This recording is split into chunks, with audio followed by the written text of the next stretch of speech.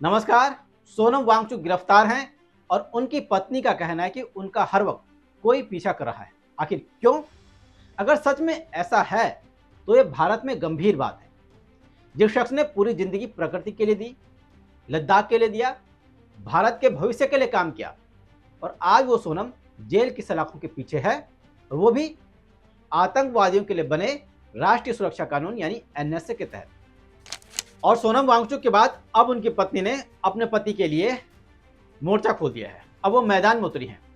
सोनम की पत्नी है गीतांजलि अंगमो, जिन्होंने सुप्रीम कोर्ट का दरवाजा खटखटाया है और याचिका दायर की है कि मेरे पति को तुरंत रिहा करो।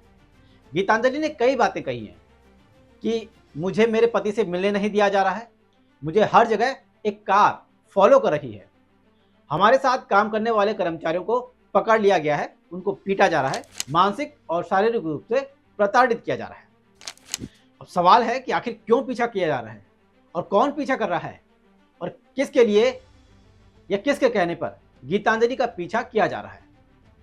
क्या भारत वाकई में आजाद है या फिर आज भी सत्ता के हुक्म पर आवाज उठाने वालों को ब्रिटिश हुकूमत की तरह कुचल दिया जा रहा है? जिस सोनम वांगचुक को कुछ दिन पहले तक देश का हीरो कहा जाता था, उसे कैसे अचानक से देशद्रोही बना दिया जाता है? वांगचुक की पत्नी ने कहा कि अगर एक शख्सियत जिसके पीछे पूरा देश खड़ा है, उसे भी इस तरह तोड़ा जा सकता है, तो सोचिए एक आम नागरिक का क्या हाल होता होगा। उनकी पत्नी का सवाल तो वाजिब है। शायद सोनम वांगचुक पर जो आरोप लगे हैं वो जब तक गलत साबित हो या फिर साबित न हो, तब तक तो बहुत देर हो जाएगी और सालों गुजर जाएंगे। तब तक देश को न सोनम याद रहेगा, न सोनम वांगचुक के देश के लिए और जवानों के लिए किए गए काम। और यही सरकारी सिस्टम होता है। इसको समझने के लिए आपको एक और साइंटिस्ट की उस कहानी को भी समझना होगा जो ऐसे ही सिस्टम की भेंट चढ़ गया, खत्म हो गया। इस पर एक फिल्म भी बनी थी, रॉकेटरी। यह था इसरो के साइंटिस्ट नंबी नारायण का केस, जो जासूसी के आरोप में कई साल जेल काट चुके हैं।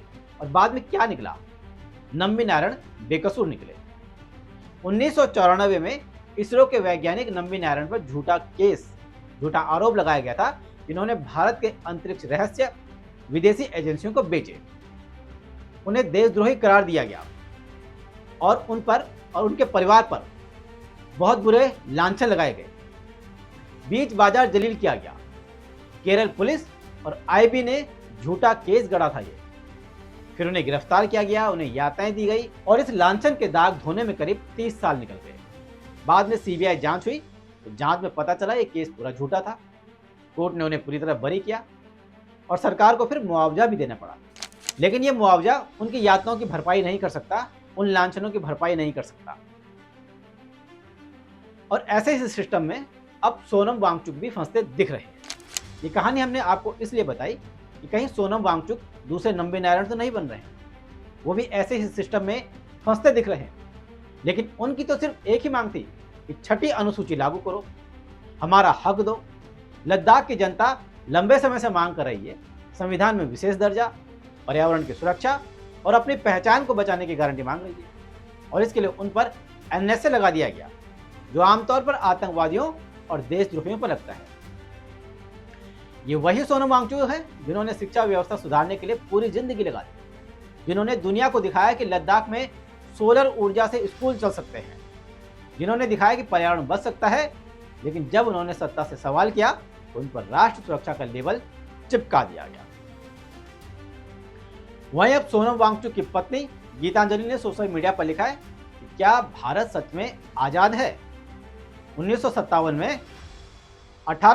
में 24,000 अंग्रेजों ने 30 करोड़ भारतीयों पर हुकूमत करने के लिए 1,35,000 भारतीय सिपाहियों का इस्तेमाल किया था। और आज गृह मंत्रालय 2400 लद्दाखी पुलिस का इस्तेमाल कर 3 लाख लद्दाखियों को दबा रहा है। गीतांजलि ने तो डीजीपी को भी आड़े हाथ दिया और कहा कि वो जो भी कर रहे हैं वो सिर्फ एक एजेंडा चला रहे हैं। वो छठी अनुसूची लागू नहीं करना चाहते, इसीलिए किसी को बलि का बकरा बना रहे हैं। और बलि का बकरा बनाया उन्होंने सोनम वांगचुक। संयुक्त राष्ट्र और पाकिस्तानी मीडिया से जुड़ाव के आरोपों पर भी उन्होंने सख्त जवाब दिया। उन्होंने कहा कि यह झूठी कहानी गढ़ी जा रही है ताकि सोनम को फंसाया जा सके। जब सरकार चीन से टैबलेट खरीद रही थी तब वो चीन से गोलियां नहीं बटुए से निपटने की बात कर रहे हैं। ऐसा व्यक्ति राष्ट्र विरोधी कैसे हो सकता है? उन्होंने सीधे सीधे सवाल किया कि लद्दाख में गृह मंत्रालय ब्रिटिश राज की तरह अत्याचार कर रहा है। ये हालात तो ब्रिटिश शासन से भी बदतर है। और दूसरी ओर सरकार कह रही है कि सुरक्षा का मामला है। लेकिन सवाल यह है, किसकी सुरक्षा? क्या लद्दाख की जनता से संवाद करना सुरक्षा को खतरा है? क्या संविधान की 6ठी अनुसूची की मांग देशद्रोह है? 2 अक्टूबर को गीतांजलि ने सुप्रीम कोर्ट में हेबियस कॉर्पस याचिका दायर, यानी कि जब किसी को बिना कानूनी अपराध की हिरासत में लिया जाता है तो कोर्ट से सीधा सवाल कि किस हक से उनको गिरफ्तार किया गया या हिरासत में लिया गया। लेकिन 1 हफ्ता गुजर गया, न सोनम से उनकी कोई मुलाकात हुई, न उनकी सेहत की कोई जानकारी मिली, न ही उनको हिरासत के आदेश की कॉपी। गीतांजलि कहती है, मुझे कुछ नहीं बताया गया, मैं हताश हूं लेकिन झुकी नहीं हूं। उन्होंने राष्ट्रपति द्रौपदी मुर्मू को भी एक भावुक पत्र लिखा है। उस पत्र में उन्होंने लिखा कि आप आदिवासी समुदाय से आती हैं और मेरे पति भी हाशिए के समुदाय से आते हैं, आप हमारा दर्द समझ सकती हैं।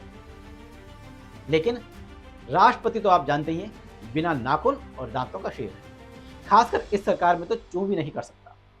राष्ट्रपति का, उपराष्ट्रपति का हाल तो आपने देख ही लिया, और राज्यपाल और उपराज्यपालों के भी हाल आपने देखे हैं। तो उस लेटर का बहुत ज्यादा मतलब रह नहीं जाता। लेकिन चलो, एक प्रक्रिया है, खाना पूर्ति है, वो भी सोनम वांगचुक की पत्नी ने कर ली। इसके अलावा लेह अपेक्स बॉडी और कारगिल डेमोक्रेटिक अलायंस भी सरकार से बातचीत से करने से हट गए हैं। उन्होंने कहा कि ये गिरफ्तारी राजनीति से प्रेरित है। लेकिन केंद्र सरकार ने इन तमाम आरोपों को खारिज किया और अपनी पुरानी लाइन दोहराई कि हम हमेशा संवाद के लिए तैयार हैं, जैसे किसानों के साथ संवाद के लिए तैयार हैं। जब चुनाव आए तभी संवाद हो पाया। लेकिन लद्दाख में वोट बहुत कम है, सीटें भी बहुत कम है। इसीलिए लद्दाख की आवाज तो चुनाव आने के बाद भी नहीं सुनी जाएगी, क्योंकि सरकार को कोई डर है ही नहीं। और सवाल यह है कि संवाद की अगर तैयारी होती तो जेल की चाबियां क्यों घुमाई जाती? खैर, गीतांजलि अंगमो की आवाज धीरे धीरे देश में फैल रही है। उनकी आवाज धीरे धीरे आम आदमी की भी आवाज बन रही है। उनकी आवाज लद्दाख के पहाड़ों से निकलकर पूरे भारत में गूंज रही है। और ये बातें हो रही हैं कि अगर आज सोनम वांगचुक को एनएसए में दबाया जा सकता है तो कल किसी भी नागरिक को सवाल पूछने पर अपराधी बना दिया जाएगा।